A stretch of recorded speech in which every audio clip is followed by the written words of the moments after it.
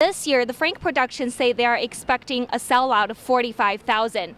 And right behind me will be the first stage that these attendees will see. Heading into the Halloween weekend, you can almost put away your umbrellas, but be aware that light showers may carry into the early hours on Saturday. Coming up on the Badger Report, the seemingly invisible indigenous people in the community tell you why Native lives matter too. In less than 48 hours, State Street will be closed off as it gets ready for FreakFest 10. Expecting thousands of attendees, the city will have around 300 additional police officers patrolling the streets and directing traffic on Saturday night. Field Operations Executive Captain Brian Ackert says not all officers are from the city of Madison. You get somewhere about 80 of those are from the Dane County Sheriff's Office and suburban agencies that are part of the crowd control special events teams for those agencies. FreakFest this year happens to fall on Halloween night, and Frank Productions, who organized the event, say that leads to an increase in ticket sales. This year, the Frank Productions say they are expecting a sellout of 45,000. And right behind me will be the first stage that these attendees will see. Sponsored by WSUM Student Radio and Ian's Pizza, they will be playing hip-hop music here. This is the first time that Ian's Pizza will sponsor a stage at FreakFest. Its marketing director, Zach Chapman, says that he's expecting a big payoff in return. We look at the sponsorship. For us, we got a package that was around $2,000. If we split that between both stores, it's $1,000 a store. The amount of traffic that we see that night is probably going to outweigh the expense that we looked at it. The cost of cleanup after the festival will be on the city of Madison. For the Badger Report, I'm Kelly Wang. It is getting cold and windy in Madison. Right now we're seeing some cloudy skies and it is 48 degrees. Tonight, as the gusty winds calm down a bit, the temperature will drop down to near freezing. Tomorrow I'm calling for partly cloudy sky with a high of 53, and you may see some rain showers later tomorrow night.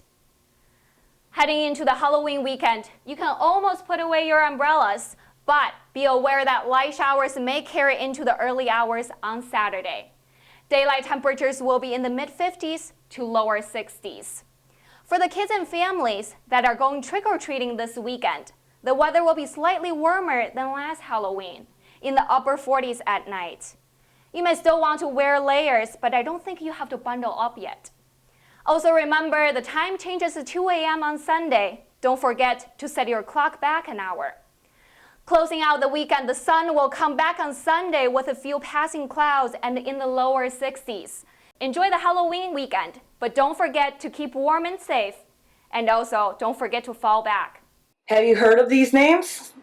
Do you know who they are? Do you know what happened? At a racial justice symposium last weekend, First Nations instructional research teacher Rachel Byington told stories of Native Americans who were put in jail or died in custody to a room full of Madisonians. We have far too many cases of police brutality. Indigenous people make up a little over 1% of the entire Wisconsin population. But data shows 7.6% of them were put behind the bars in 2013, which doubles the national rate. Disability Pride Madison President Kate Moran says the number was shocking to her. As I educate myself, as people here educate me, I become more and more horrified about the realities of Madison and what goes on. However, the state and city of Madison reports show the percentage of Native Americans of total prisoners is a lot lower, while other reports show young Native Americans are more likely to be harmed by police officers. This is scary beyond words to think that my boys will have a 6 times higher chance of being killed by police just because they're American Indian.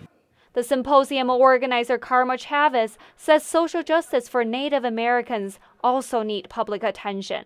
I mean, if you're going to talk racial justice, you have to talk Indigenous justice. As student, local, and national activists call for attention and social justice on Native Americans, the public attention on their voices is emerging. For the Badger Report, I'm Kelly Wang. Today on the Badger Report, local volunteers are gathering Christmas gifts for homeless children.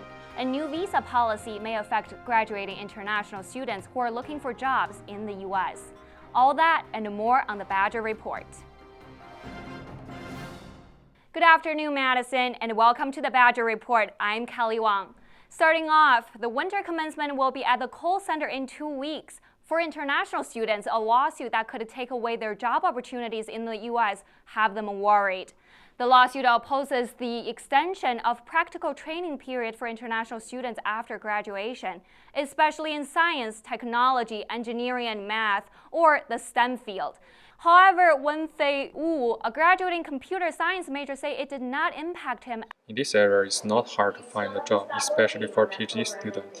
But that's not the case for students in humanities fields. They have less time allowed to work in the U.S. with practical training, which could lead to lower chance of getting a working visa. Sometimes the idea that somebody is going to be temporary is a reason for an employer to not be interested in an international student. The government will make the decision on whether to lengthen practical training period for STEM majors in February. And on the other hand, the international students continuing their studies on campus will see a $75 new fee on their tuition bill next semester. The Teaching Assistants Association, composed with many foreign students, has organized a petition, which they say shows international students are not easy victims of the budget cut, and to pressure the administrators to rescind the fees. As graduation coming closer and the semester winding down, it's almost Christmas time. A local group is making efforts to ensure all kids in Madison can enjoy a magical Christmas. Okay,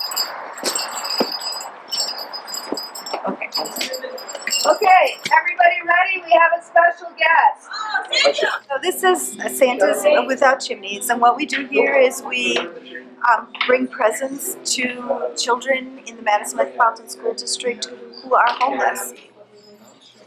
That chain has one link for every child that's been identified in Madison schools as experiencing homelessness. We're finding out what they want. We wrap it and we deliver it. We deliver it with blankets, also books. Books are really important to us.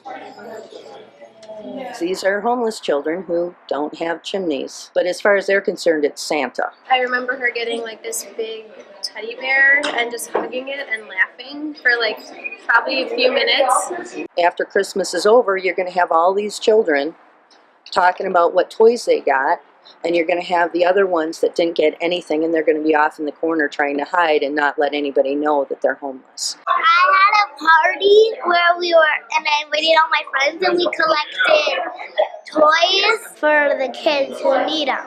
I hope they like them. 24th and the 25th. I might even do a little early if I can squeeze it into my schedule.